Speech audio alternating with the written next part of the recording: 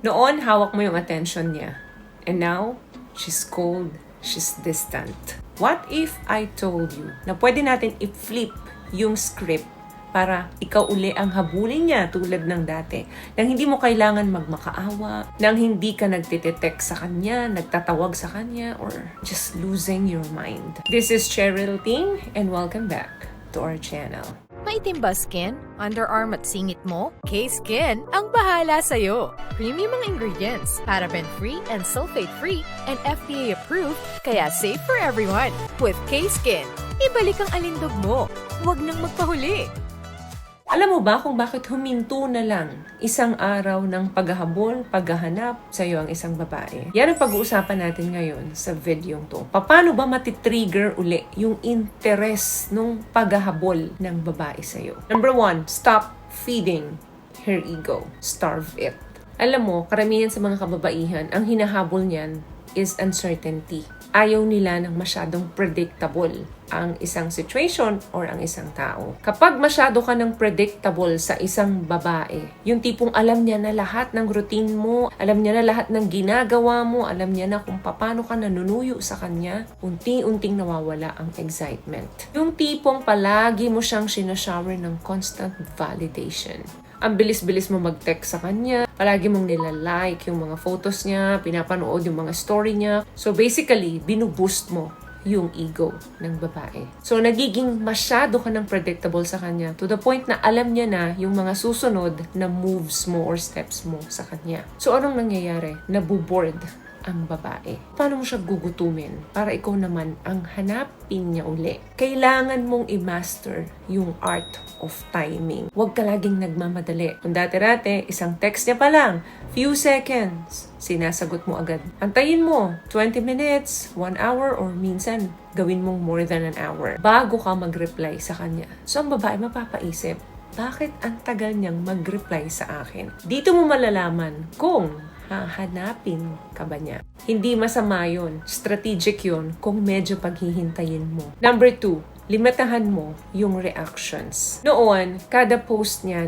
like, love, or nagko-comment ka sa mga photos niya, sa mga videos niya. So, tigilan mo muna yung pag-i-engage doon sa mga pinupost niya. In short, huwag ka masyadong consistent sa pag-support sa kanya. Maging unpredictable ka. Hindi ko naman sinabing lahat huwag mong i-like, huwag mong i-love, pero hindi ka tulad dati na lahat na lang binibigyan mo ng reactions. Now, manonotice ng babae yung pagiging inconsistency mo. Kasi noon, hindi ka naman ganyan. Magtataka yan. Bakit hindi na tulad noon yung attention na ibinibigay mo sa kanya? Kasi kapag masyado mo siyang binibigyan ng mga excessive compliments, nagiging noise yan sa pandinig ng babae. Kapag bihira mo na lang ginagawa, ang compliment sa isang babae, nagiging powerful yung mga words mo. Now, ang nangyayari ngayon, nagkikrave na siya ng approval mo. Kaya nga hindi niya hinahanap kasi palagi mong isineserve sa kanya. Hindi ko naman sinabing wag mong iserve sa kanya. Babawasan mo lang. Dalawa lang ang kalalabasan niyan.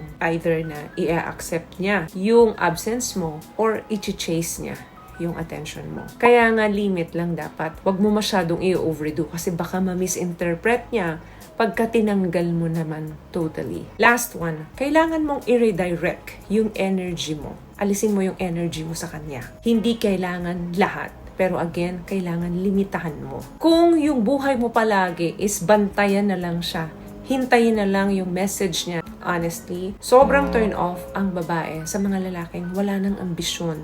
Wala nang inatupag, kundi sila na lang ng sila.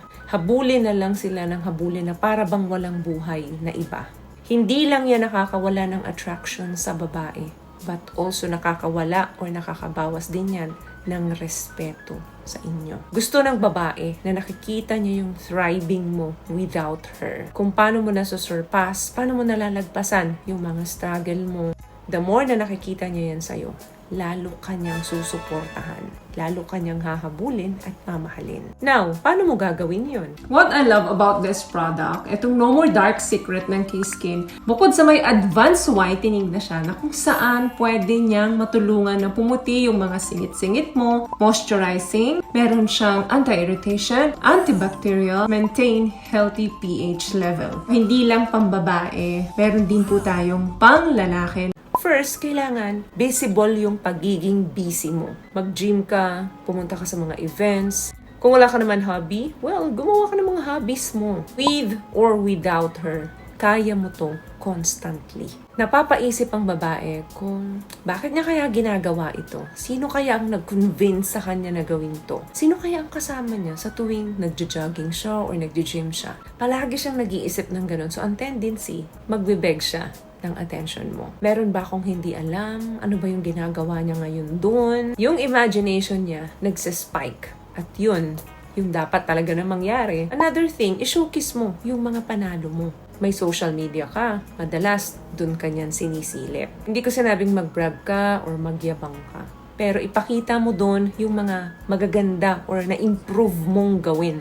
Kahit nung simpleng araw na yon, meron kang nagawang maganda, ilagay mo sa social media mo. For example, galing ka sa gym, mag-post ka ng motivational story, tapos may caption, tapos ikaw yung nandoon. Yung mga small wins or mga small improvement na ganun, malaking bagay yan. Mag-picture ka with your friends, lagay mo sa social media mo. So nakikita niya, nagpo-progress ka, may buhay ka, even without her. So yung anxiety niya na mawala ka, nag-grow yun. At once na nag-grow yun, advantage yun para sa'yo. Kasi, i-crave niya uli yung attention mo. Kung talagang nandun yung pagkagusto niya, pagmamahal niya sa'yo, na akala mo nawala na noon, babalik yan. Papaisip siya kinakalimutan niya na ba ako? Hindi na ba siya masaya? Pagka andyan ako, bakit hindi niya na ako isinasama? Sino bang nagbibigay sa kanya ng bagong energy? So, palagi niyang itatanong yan sa sarili niya.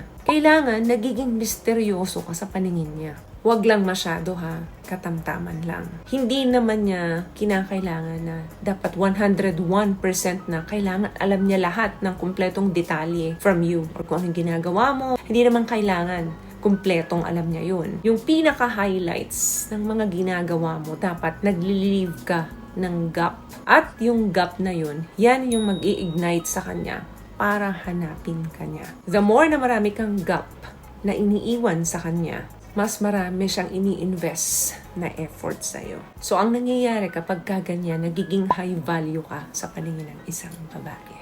Kapag ginagawa mo to publicly, nararamdaman ng isang babae kung ano at sino yung pinapakawalan niya.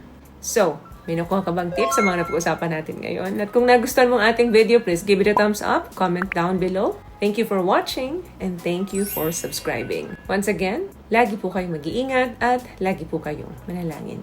See you guys on our next one. Always love yourself and be a blessing. Bye!